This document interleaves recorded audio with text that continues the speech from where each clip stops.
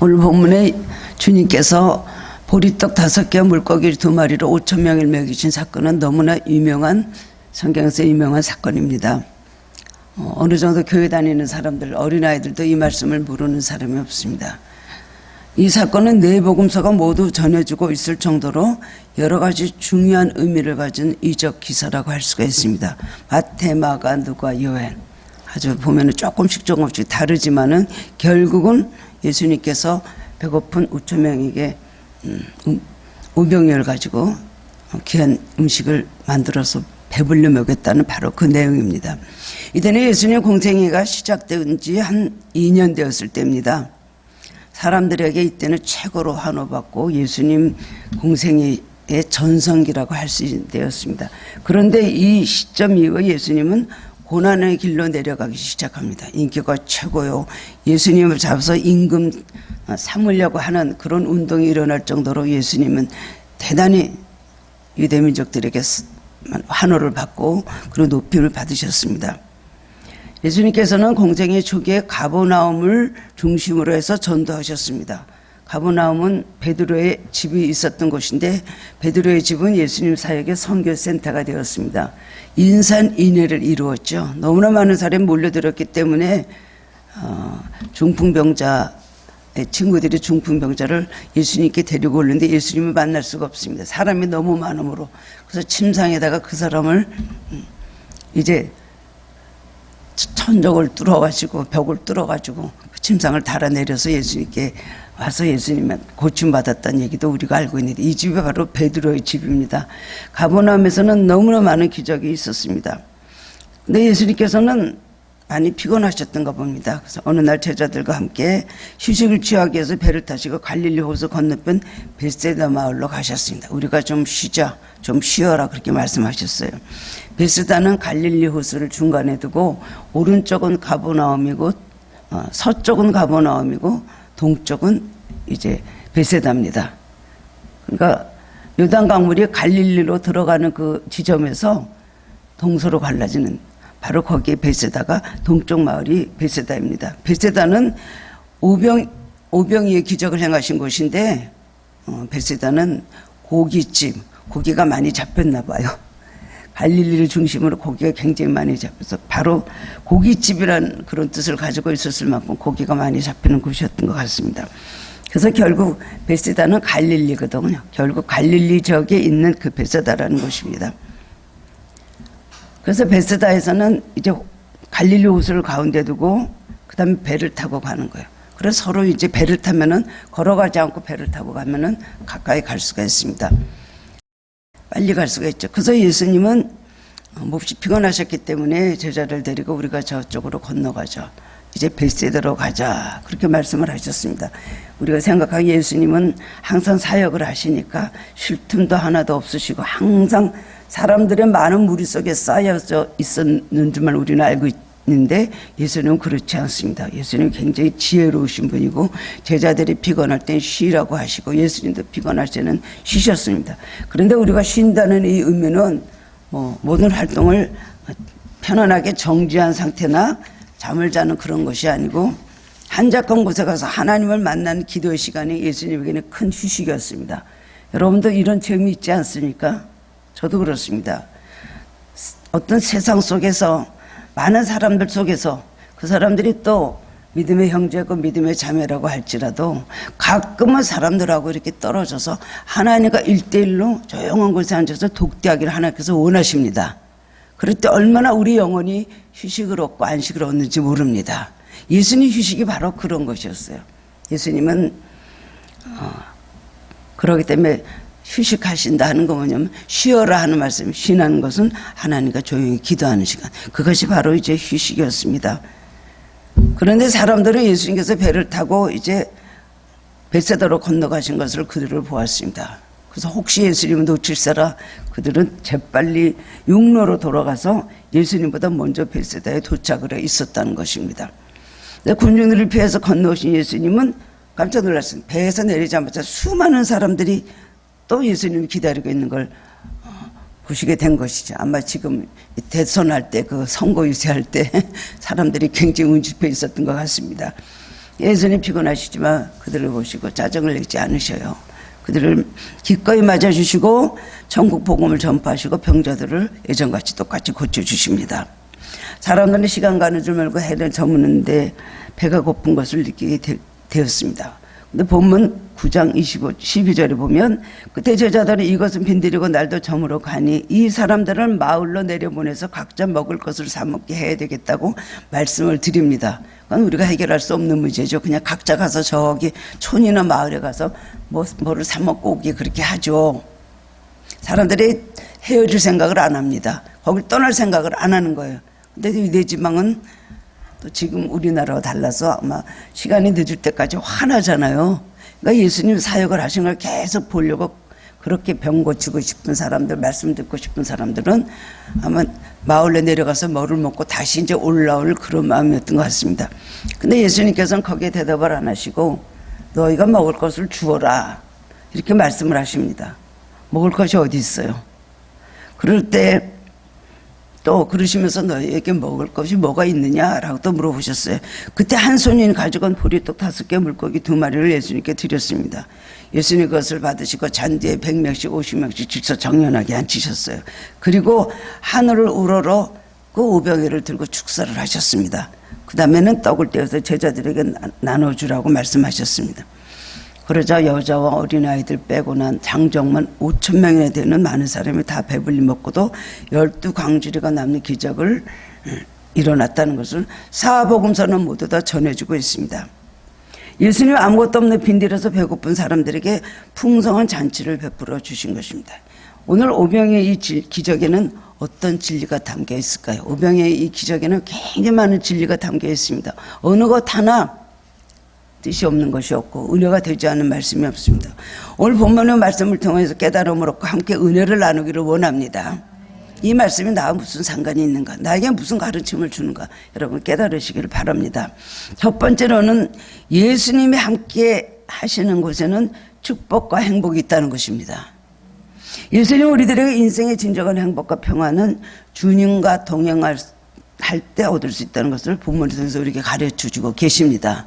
주님이 계시면 이렇게 된다. 사람은 모두 행복하기 위해서 살아갑니다. 불행하기 위해서 살아가는 사람 한 사람도 없을 것입니다. 특히 우리가 왜 예수를 믿고 교회에 나옵니까?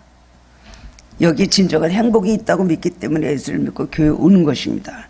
일주일 내내 일하다가 또 주일날 하루도 쉬지 못하고 피곤해도 아침부터 교회에 나와 있고 예배를 드리러 옵니다. 왜 그럽니까? 예배를 드리고 나면 행복하기 때문입니다. 예배를 드리고 나면 마음에 평안이 있고 마음에 쉼이 있습니다. 또 우리가 어디서나 돈을 내는 사람이 큰 소리 치는 세상입니다. 그런데 와서 헌금을 하고는 나 헌금했습니다 하고 자랑하지 않잖아요. 누가 알아주길 바라지 않습니다. 주님 더 드려야 하는데 적게 드려서 죄송합니다. 가는 거 얼마나 이상한 것입니까? 왜 그럴까요? 여기 행복이 있거든요. 주님 말씀에 순종할 때 행복이 있기 때문에 그런 것입니다. 물질을 드렸지도 아깝지가 않은 것입니다. 원수한테 엄청 당하고도 복수하기보다 오히려 용서하고 그 사람을 잘되게 해달라고 기도를 합니다. 그러나 우리는 이 믿음과 순종에 참된 행복이 있는 것을 깨닫기 때문에 신앙생활 우리는 힘들어도 이렇게 하는 것입니다. 마태복음 5장 3절에서 12절까지 말씀, 예수님께서 산상에서 수은으로 가르쳐 주신 팔복에 대해서 기록하고 있습니다. 사람들이 보기에, 우리들이 보기에도 그 팔복 어느 하나 이거 제대로 된 복이다, 이런 복을 누가 받기를 원할까? 이건 고생하는 복이잖아 라고 생각할 수 있는 그런 복입니다. 그러나 주님은 그런 자가 진정 행복한 자라고 말씀을 하셨고, 그 진리를 아는 우리는 그런 사람으로 살아가려고 노력을 하고 있습니다. 심령이 가난한 자, 애통하는 자, 온유한 자, 의에 줄이고 목마른 자, 남을 긍휼히 여기는 자, 청결한 자, 그리고 합평케 하는 자, 그리고 주님을 위해서 핍박을 받은 자, 이게 어떻게 축복이라고 할 수가 있습니까? 거기 돈 많은 사람, 건강한 사람, 잘 되는 사람, 자식이 많은 사람, 자식이 잘 되는 사람, 그런 거 한마디도 없습니다. 마가복음 6장 21절에서 29절에는 헤롯 왕의 아주 불행한 생일 잔치에 대해서 나오고 있습니다. 인간이 즐겁고 행복할 수 있는 모든 화려한 조건을 다 갖추고 있는 생일 잔치입니다. 진수성찬이 있습니다. 술이 있습니다. 화려한 무희들이 나옵니다. 음악이 있습니다. 아름다운 불빛이 있습니다. 그런데 그 생일 잔치는 어떻게 끝났어요? 선지자 세례요한의 목을 끊어서 그 목을 쟁반에 당겨오는 그런 공포와 피부리 내나는 그런 살인극으로 끝나게 되었습니다. 왜 그렇습니까? 그 잔치의 주인이 악한 헤롯 왕이었기 때문입니다. 그러나 오늘 본문에는 빈들의 잔치를 볼 수가 있습니다. 이 빈들에는 인생을 즐겁게 할 요소가 하나도 없습니다. 빈들입니다. 뭐 이렇다 할 만한 자연이 있습니까? 나무가 있습니까? 강이 있습니까? 사람에게 안식을 주는 그런 것이 하나도 없습니다. 게다가 광야에 모인 장정 5천 명은 모두 삶의 문제가 있는 사람들입니다. 대부분 병들고 가난하고 소외된 사람들입니다. 먹을 것도 겨우 찾으니까 5천 명 중에 보리떡 5개하고 물고기 2마리밖에 없습니다. 이게 뭘 볼 것이 있는 자리입니까? 즐거울 것이 아무것도 없지만 오늘 빈들의 잔치를 통해서 많은 사람들이 인생의 기쁨과 평안을 찾게 됩니다. 우리는 이 진리를 알기 때문에 이 잔치 자리를 그리워하고 그 자리를 복된 자리로 알고 있는 것입니다. 그 이유가 무엇입니까? 헤롯 궁의 장치는 헤롯이 주인이었고 벳사다 빈들의 잔치는 주님이 주인 되셨기 때문입니다. 우리는 우리 삶에 누가 주인이며 우리가 누구하고 동행하느냐가 우리 삶의 가치를 만들어 줍니다. 의미를 만들어 주는 것입니다. 행복하고 싶으면 행복하지 못한 것이 인생이고 행복하게 할 수 있는 능력이 없는 것이 우리 인생입니다. 돈과 명예와 지식이 있으면 행복할 줄 알고 사람들을 그것을 얻으려고 숨차게 매일 그렇게 열심히 뜁니다. 그러나 돈으로 좋은 침대를 살 수 있지만 단잠을 살 수 있습니까? 좋은 침대에 누워서도 단잠 못 자는 부자들이 너무나 많이 있습니다. 돈으로 사람을 살 수 있습니다. 얼마든지 돈이 있으면 거느리고 살 수 있습니다. 돈으로 사람들을 휴하에 놓고 부릴 수 있습니다. 그러나 그 사람의 마음, 그 사람의 사랑은 살 수가 없습니다. 그렇기 때문에 뒤로 돌아서서 배신하는 거 아닙니까? 돈으로 보약은 살 수 있지만 보약 먹고 완전한 건강을 찾을 수가 있습니까? 아무리 많은 재물과 높은 권세를 가졌다 할지라도 자녀 앞에서는 무기력하고 무능한 부모들이 얼마나 많은지 모릅니다. 많은 것을 소유했다 할지라도 인간의 참된 행복을 위한 길을 찾지 못하고 있는 것입니다. 그러나 비록 광야같이 즐거운 요소가 아무것도 없는 인생을 산다 할지라도 중심에 예수 그리스도를 모시고 사는 사람은 인생의 참 행복과 소망을 가지고 삽니다. 이것을 체험해보고 믿음 있는 사람들은 아는 것입니다. 우리가 그렇기 때문에 주님을 더 따르고 주님의 사랑을, 주님의 주시는 행복을 더 체험하게 되면 더 주님을 가까이 가게 되고 의해지고 목마른 사람이 되는 것입니다. 끝까지 주님 붙잡고 주님과 동행할 때 광야에서 출발하지만 광야로 끝나지 않습니다. 즐거운 잔치로 끝나게 되는 것입니다. 만약에 우리가 이 세상에 살면서 광야의 생활만 했다고 치면은 그러나 결국은 주님이 베푸신 천국 잔치 자리에 참여하게 되는 것입니다. 반면 인생을 즐겁게 할 요소를 다 가지고 있지만 주님을 모시지 않고 죄악과 탐욕으로 살았던 인생의 끝에는 뭐가 있습니까? 파멸과 죽음만이 있다는 사실을 기억하게 되는 것입니다. 제자들은 처음에는 이 사실을 몰랐습니다. 제자들이 예수님 이름으로 귀신을 내어쫓고 병자를 고쳤지만 예수님을 중심에 모이지 않았을 때 제자들의 인생은 실패로 끝났습니다. 그러나 그들이 마가다락방 오순절의 성령 강림 사건으로 성령을 충만히 받고 그 중심에 주님을 모시고 살게 되었을 때 실패와 핍박과 고난 중에서도 생명이 일어나는 역사가 일어났다는 것입니다. 주님을 모시고 사느냐, 내 중심에 주님을 계신가? 우리는 얄팍한 성경 지식이나 직분으로 형식적인 신앙생활을 하면 안 됩니다. 겉껍데기 신앙생활하면 안 됩니다. 정말 마음의 중심에 예수님을 모시고 살아가고 있는지 이 시간 주님은 묻고 계십니다. 내 중심에 내가 있느냐? 우리는 뭐라고 대답할 수 있을까요? 네, 제가 주님을 모시고 삽니다. 자기 자신이 압니다. 아침에 일어나서 주님 잠깐 생각합니까? 밤이 될 때까지 한 번도 주님을 기억하지 않습니다. 한 번도 주님의 이름을 부르거나 어려움이 있어도 주님을 의지하지 않습니다. 한 번도 주님 생각해본 적도 없습니다. 왜요? 너무 열심히 일하기 때문에, 너무 일에 집중하고 살기, 너무 현실에 집착해서 살기 때문에 주님을 생각할 겨를이 없습니다. 이것이 주님을 중심에 모시고 사는 삶이라고 할 수가 없는 것입니다. 주님을 중심에 모시고 사는 삶만이 행복한 것을 이 시간 기억하시기 바랍니다. 두 번째로는 주님께서는 무리들을 불쌍히 여기셨다는 겁니다. 제자들은 전도 여행을 하고 돌아와서 매우 지쳤었습니다. 예수님도 사역을 하시면서 지쳐 있으셨기 때문에 너희들이 이제 쉬어라 이렇게 말씀을 하십니다. 그리고 벳세다로 휴식을 취하러 가는 도중이었습니다. 그런데 그곳에는 영육으로 굶주린 백성들이 먼저 와서 기다리고 있습니다. 여자들 생각에는 이 사람들은 왜 와서 우리를 쉬지 못하게 이렇게 하고 우리를 귀찮게 하는가.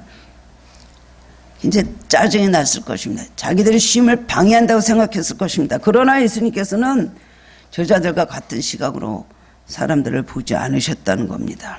저자들보다도 주님은 더 피곤하셨을 것입니다. 주님은 밤새고 기도하시고 금식도 하시고 하루 종일 사역도 하시고 얼마나 피곤하셨습니까? 그러나 예수님은 저자들의 시각하고 달랐습니다. 그 사람들을 불쌍히 여기셨고 영혼의 갈급함을 채워주셨고 오늘 본문에 말씀대로 육신의 필요함도 채워주셨습니다.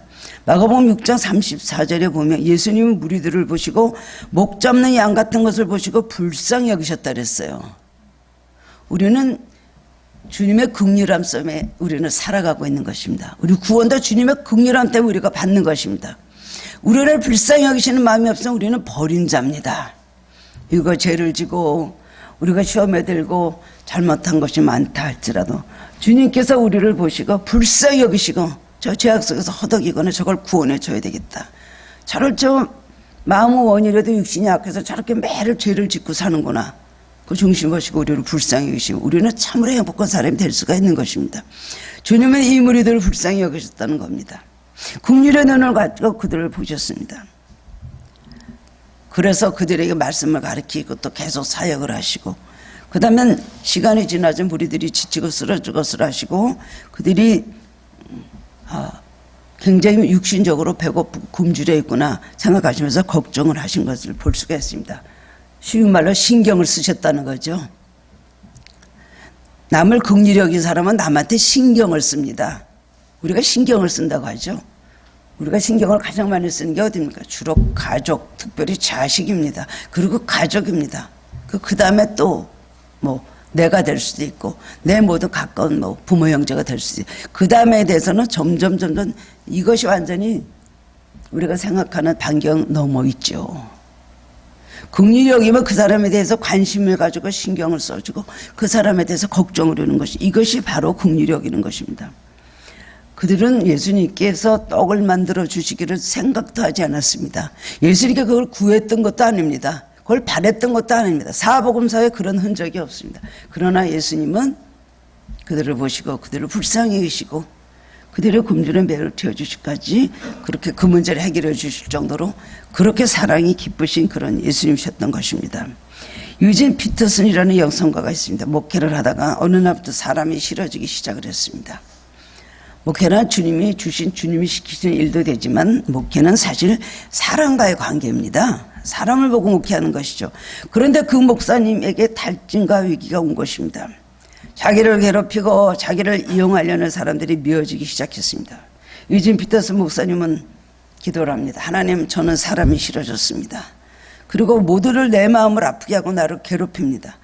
사랑하고 싶은 마음이 없어졌습니다. 제가 목사로서 저 인간을 어떻게 해야 될까요? 그렇게 기도를 하면서 주님께서 말씀하시는 것을 제가 듣기를 원합니다. 그렇게 기도를 했다고 합니다. 하나님은 조용하신 가운데 두 가지 음성을 들려주셨다고 합니다. 첫째는 그 사람들도 하나님의 형상을 따라 지음받았다는 것. 두 번째로는 그들도 하나님께서 손으로 지으신 너와 똑같은 걸작품이라는 것이었습니다.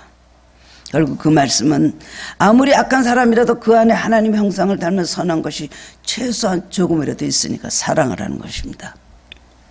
주님은 오늘도 우리를 하나님의 사랑과 은혜와 위로가 필요한 사람으로 목적이 양같이 하고 우리를 오늘도 불쌍히 여기십니다. 이것이 얼마나 큰 사랑입니까? 우리가 잘못됐든 잘했든 우리를 사랑하시고 불쌍히 여겨주신 마음 가지면 우리는 버림받은 자가 절대는 아닌 것입니다. 아울러 우리가 주님과 똑같은 마음으로 다른 사람들을 불쌍히 여기기를 원하고 계시다는 겁니다. 주님을 닮는 자, 주님의 형상을 닮는 자는 누굽니까? 주님의 마음을 가진 자죠. 주님이 똑같이 남을 긍휼히 여기고 남을 생각하고 남을 위하고 남을 배려할 자는 그런 사람을 주님께서 주님의 형상을 닮은 사람이라고 말하는 것입니다. 제가 예전에 기도하다가 이런 것을 예전에 오래전에 주님께서 가르쳐 주신 적이 있었습니다. 우리 같은 게 어떤 권사님인데 어머너머 기도를 많이 하시고 돈도 많으시고 헌금도 많이 하시고 교회에서 아주 우렁차게 큰 소리 치시면서 정말 그렇게 봉사하시는 권사님이 계셨습니다. 근데 헌신하는 거 보면 대단히 훌륭한데 막상 그분 가까이 가면은 상처를 받는 사람이 많고 저건 아니다. 많은 것을 저렇게 헌신하시는데 왜 저분은 저럴까라는 갸우뚱하는 그런 사람들이 점점 많아졌습니다. 그리고 그런 얘기를 저한테 와서 합니다. 근데 그분의 헌신하는 것, 그분의 기도 생활, 그분의 모든 것은 따라갈 사람이 없습니다. 그런 분이 있기 때문에 교회가 끌어가지는 것이기 때문에 목사님도 그분을 매우 인정하고 그리고 칭찬하십니다. 근데 그렇게 가까이서 보면 너무나 아닌 것을 알고 머리를 흔드는 거예요. 근데 어떤 분이 또 계셨습니다. 어떤 그 구역의 어떤 분의 시어머니인데 그분은 예수 믿은 지 얼마 되지 않았습니다. 그런데 그렇게 천상의 천사 같으세요.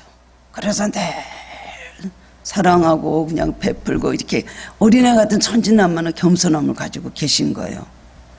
그래서 우리들이 구역 예배 드릴 때 같이 사는데 그 집사님이 어머니 들어가 계세요. 그럼 저기 들어가 계세요. 나오고 싶어도 나오고 싶단 말을 못 하시는 거예요. 저 보기에 이것도 며느리가 잘못했다라는 생각을 하고 저분이 더 불쌍하다는 생각을 했겠죠.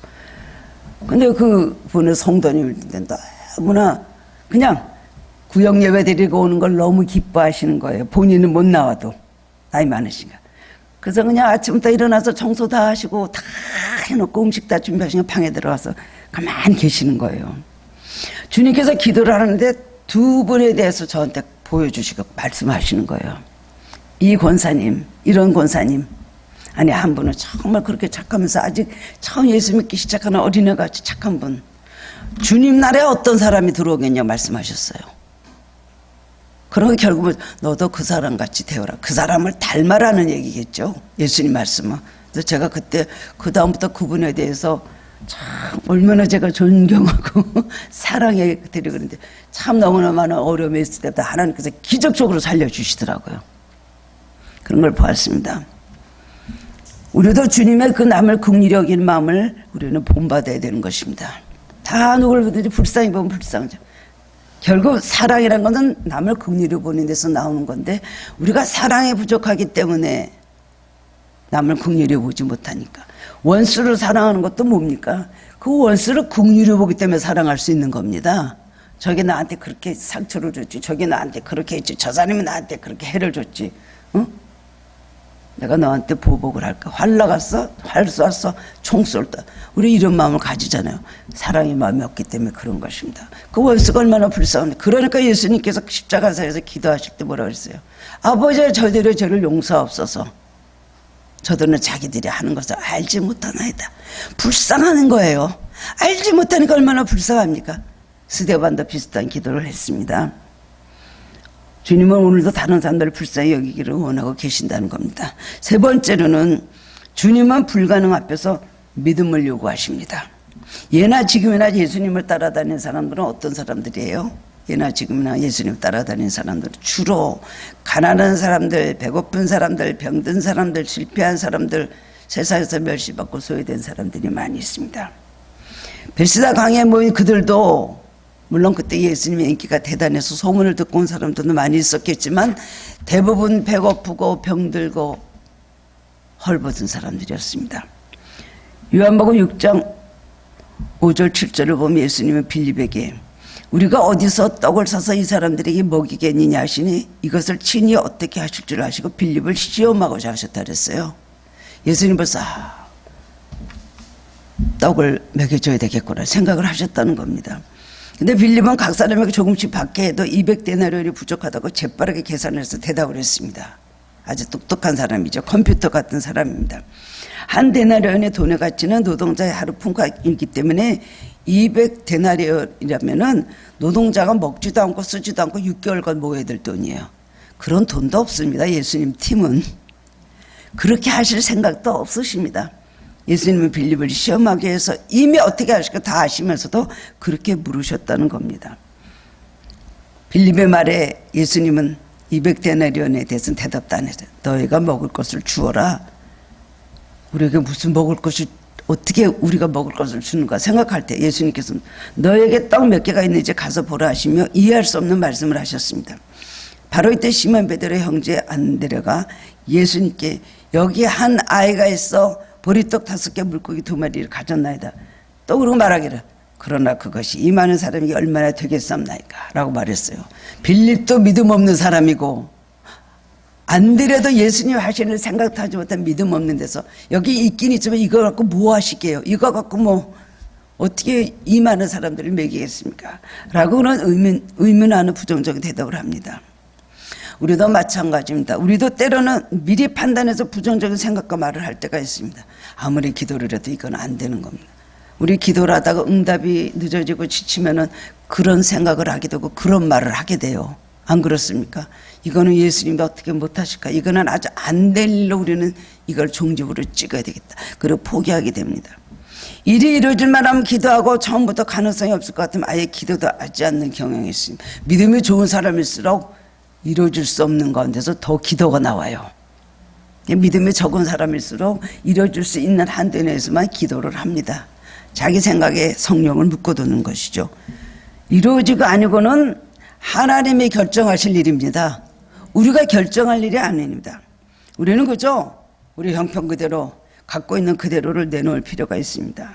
옳다 그르다 이루어질 것이냐 아니냐 판단은 그 결정이 내게 있는 것이 아닙니다. 그 결정은 하나님께만 있는 것입니다. 우리는 그대로 그냥 있는 그대로 내놓고 주님 앞에 아뢰는 것이 중요한 것입니다. 그래서 어떤 목사님 설교하실 때 이렇게 해 주시옵소서 이렇게 해 주시옵소서 하고 기도하지 마라. 어떻게 기도하느냐? 일이 이렇게 됐습니다. 일이 지금 이렇게 내 형편이 이렇게 됐습니다. 라고 하는 기도를 더 솔직한 기도고 주님께서 그런 기도를 더 들으신다는 거예요. 빌립은 계산은 빨랐던 사람이지만 불신앙적인 사람이었습니다.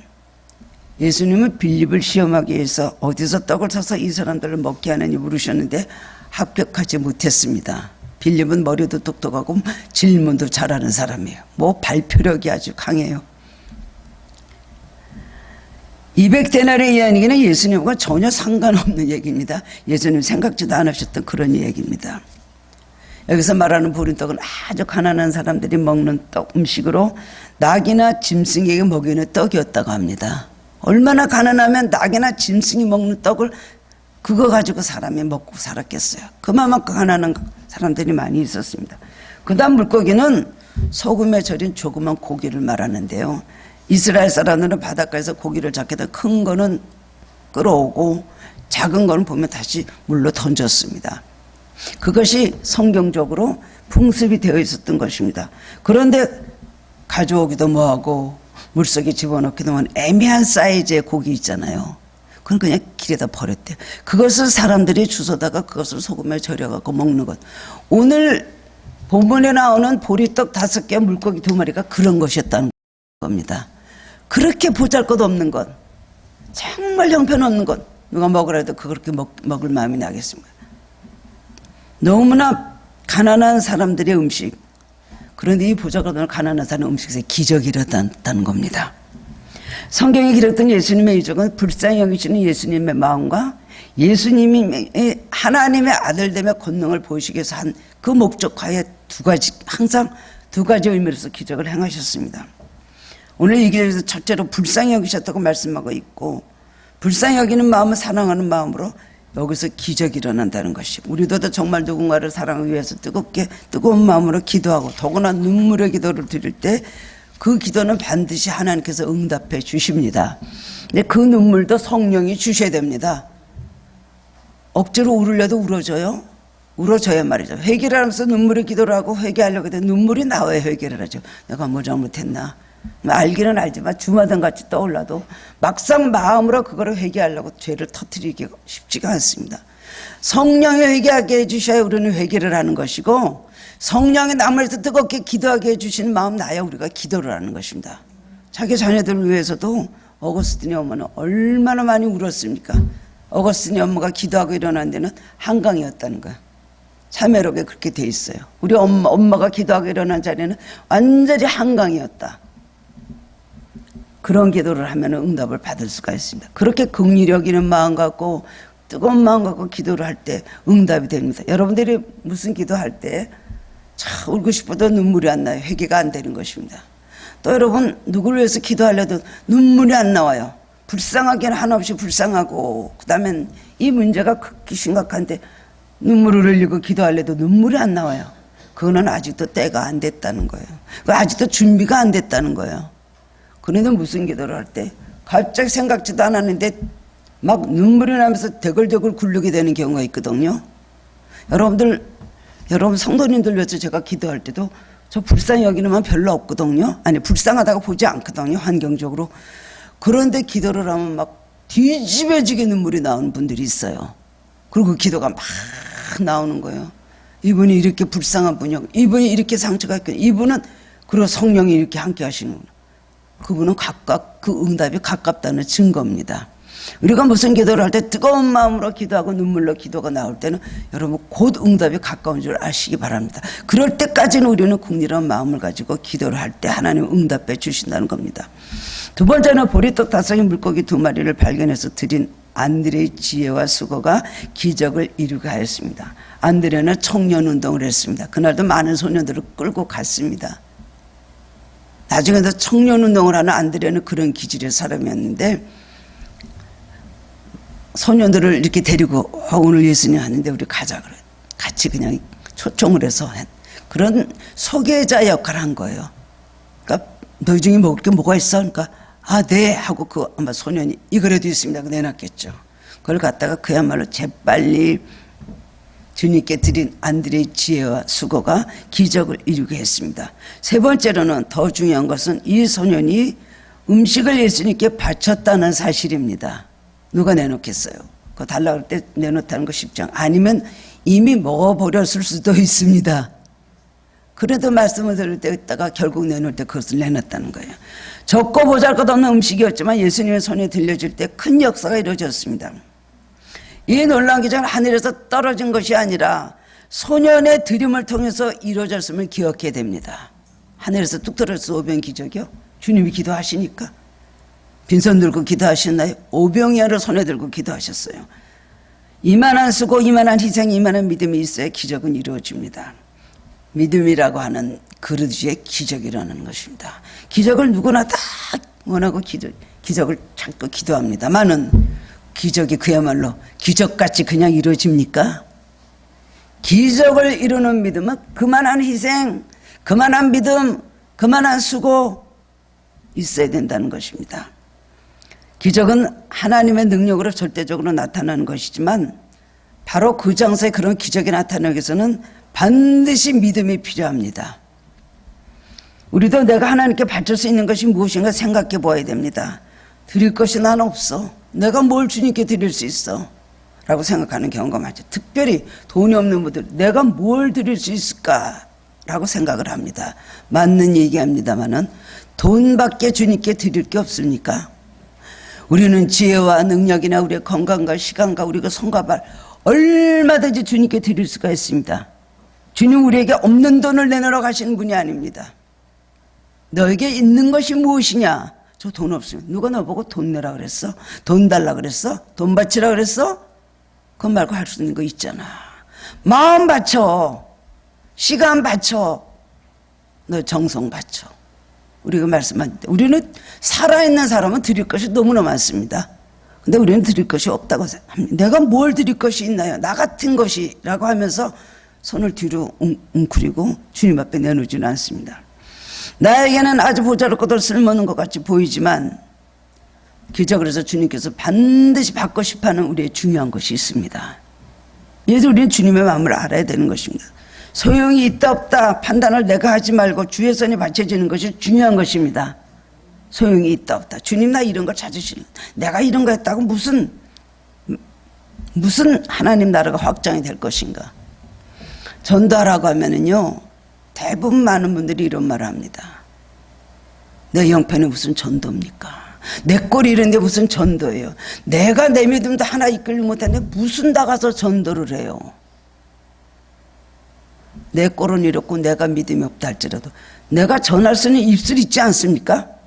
주님이 나에게 구세주된다는 믿음은 있지 않습니까? 전하면요, 아무것도 없는 부족한 나를 통해서 전도가 되고 열매를 맺게 되는 거예요. 생각밖에 정말 대여가 끌려오고 왕건이가 끌려옵니다.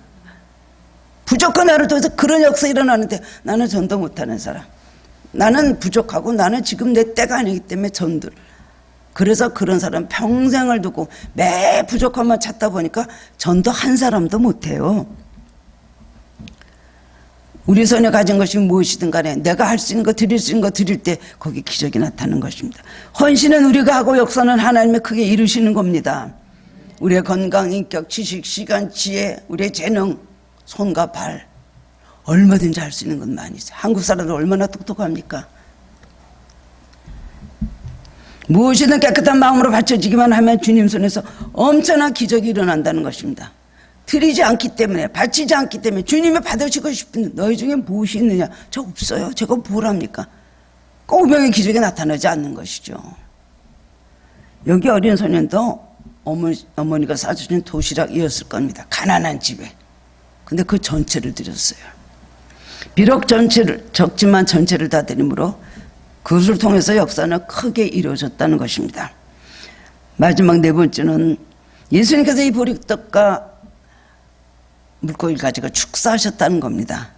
9장 16절 보면 예수께서 떡 5개와 물고기 2마리를 가져서 하늘을 우러러 축사하시고 떼어서 제자들에게 주어 무리에게 나누어 주게 하시니라고 했습니다.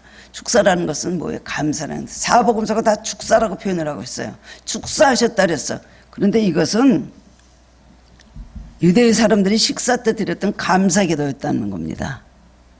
그걸 놓고 5,000명 먹여주실 것을 믿고 감사합니다. 이 많은 무리를 다 먹게 해주려 감사합니다. 그걸 놓고 식기도로 감사기도를 했다는 것이에요. 예수님의 이 감사는 미래적인 감사입니다. 주님 지금 보리떡 5개 손을 들고 계시지만 저 5,000명 그 외에도 수많은 어린아이와 여자들이 다 먹고도 배부르게 걸 벌써 보셨다는 겁니다. 그렇기 때문에 감사하는 것입니다. 이 떡을 주셔서 감사합니다. 축사하신 것입니다. 조지멜도 이런 신앙의 본을 보이고 기도할 때 기적이 많이 일어났죠. 우리도 먼 미래를 보고 감사할 수 있고 기쁜 하나님 은혜를 생각하면서 믿음으로 감사하는 신앙이 되어야 될 것입니다. 지금 우리가 살아가는 이곳은 빈들입니다. 아무것도 없습니다. 뭐가 있습니까? 산이 있습니까? 바다가 있습니까? 강이 있습니까? 풀이 있습니까? 열매가 있습니까? 나무가 있습니까? 아무것도 없는, 눈에 보이는 거 아무것도, 정말 황량한 빈들입니다. 우리는 입으로 그렇게 말할 수밖에 없는 환경 속에 물론 있을 것입니다. 배는 고프고 날은 저물어가고 모든 조건은 다 불가능해 보입니다. 그냥 이렇게 배고르면서 이렇게 고통을 당해야 된다고 생각을 합니다. 그러나 주님이 계신 곳에서는 빈들에서 잔치가 벌어진다는 것입니다. 이 기적은 결국 믿음과 순종에서 나온 것입니다. 믿음. 그 다음에 이것저것 주님께서 하실 때 그대로 그들이 순종했습니다. 질서정연하게 앉으라, 질서정연할 때 안 듣고, 그 다음에 다 배불리 먹고 남은 것을 절대로 버리지 마라. 또 그렇게 다 했다는 것입니다. 믿음과 순종을 하면서 주님을 중심에 모시고 사는 사람은 믿을 수 없는 기적이 일어납니다. 작은 기적이든 큰 기적이든 누구에게나 이런 기회를 주셨습니다. 누구에게나 이런 기적을 체험하라고 우리에게 많은 우리에게 삶과 여러 가지 하나님의 은혜의 기회를 우리에게 허락해 주셨는데 한 사람도 기적을 체험하지 못하고, 기적이란 건 바라지도 않고 또 기적을 주셔도 그게 하나님의 은혜인지도 모릅니다. 여러분, 오늘 여러 가지 빈들에서 힘들고 어렵지만은 오병의 기적은 항상 일어나는 걸 믿으시기 바랍니다. 5,000명 먹이 12강전에 남는 그런 풍성한 기적도 일어나겠지만 그렇다 하지 못한다 할지라도 여러분의 삶에 매일매일 무리를 걸어가며 풍랑을 잠잠케 하며 여러분 매일매일 작은 기적이 연속으로 우리는 살아갈 수가 있습니다. 신앙의 사람들은 그걸 많이 보여줍니다. 그러니 여러분 간증거리가 많아지고 체험이 많고 그것을 남에게 전하면서 살면서 하나님 나라 확장하고 많은 영혼들을 구원할 수 있는 것입니다. 아무쪼록 모두 빈들에서 오병의 기적을 체험하시는 하늘께 성도님들 되시기를 주님의 이름으로 축원합니다. 사랑해 주님 은혜를 감사드립니다. 잘 알고 있는 말씀이나 다시 한번 우리 말씀을 통해서 깨닫게 하시니 감사합니다. 주님의 사랑과 긍휼 가운데 우리는 살아가고 있습니다. 주님의 보호 가운데 인도하신 가운데 우리는 살아가고 있습니다. 빈들에서 2만 명이나 되는 사람, 그 모든 사람들이 주님 말씀 드리려고 와서 다 주님 쳐다보고 있을 때 그들의 배고픈 것을 아시고 오병의 기적을 그들에게 보여주셨습니다. 그리고 배불리 먹게 해주셨습니다. 그런데 제자들의 많은 순종이 있었습니다. 오늘도 우리가 기적을 원하고 우리 삶에 많은 기적이 나타나기를 우리는 기도하고 있지만 어떻게 해야 기적이 나타나는지를 모르고 그 말씀에도 순종하지 못하고 살아가고 있습니다. 오늘 이 말씀을 깊이 마음속에 새겨서 우리도 이 믿음대로 주님의 말씀하시고 우리는 순종함으로 기적을 일으키는 사람들 되게 하여 주시기를 원합니다. 빈들이요 시간은 저물고 컴컴해지고 너무나 고달프지만 주님은 항상 우리에게 빈들이 아니라 광야의 잔치를 베풀어 주시는 걸 믿습니다. 이 잔치는 이 세상뿐이 아니라 영원한 천국에서 우리를 기다리시며 천국 잔치로 베풀어 주실 주님의 사랑으로 우리의 삶이 이어지는 걸 믿습니다. 오늘도 우리에게 큰 은혜 부어 주옵소서. 큰 믿음 가지고 살아가게 하여 주옵소서. 순종하는 삶을 삶으로 주님과 우리가 하나가 되어서 매일매일 축복의 기적 가운데 살아가게 하여 주시옵소서. 예수 그리스도 이름으로 감사하며 기도드리옵나이다. 아멘.